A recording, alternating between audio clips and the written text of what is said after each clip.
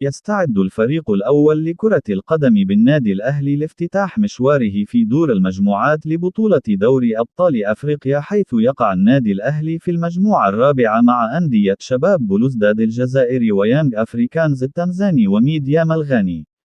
وسيلتقي النادي الأهلي في المباراة القادمة مع فريق ميديام الغاني في منافسات الجولة الأولى لدور المجموعات لبطولة دوري أبطال أفريقيا يوم السبت القادم 25 نوفمبر في 9 مساء بتوقيت القاهرة، 10 بتوقيت السعودية وقطر، على استاد السلام. وستذاع المباراة عبر قناة بي إن سبورت القطري الناقل الحصري للبطولة.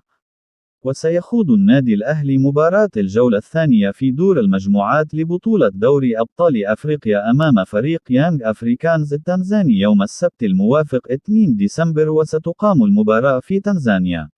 ويتبقى للنادي الأهلي خوض مباراة واحدة في شهر نوفمبر الحالي أمام فريق سموحة في الجولة السابعة في بطولة الدوري المصري يوم الثلاثاء 28 نوفمبر.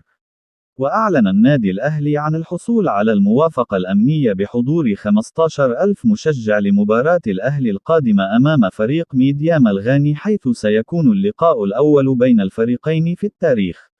ويسعى النادي الأهلي للفوز في المباراة القادمة في مشوار الفريق في حملة الدفاع عن لقب دوري أبطال أفريقيا الذي توج به الموسم الماضي على حساب الوداد المغربي، ولتحقيق اللقب للمرة ال12 في تاريخه، حيث يتصدر النادي الأهلي قائمة أكثر الفرق تتويجا ببطولة دوري أبطال أفريقيا ب11 لقبا.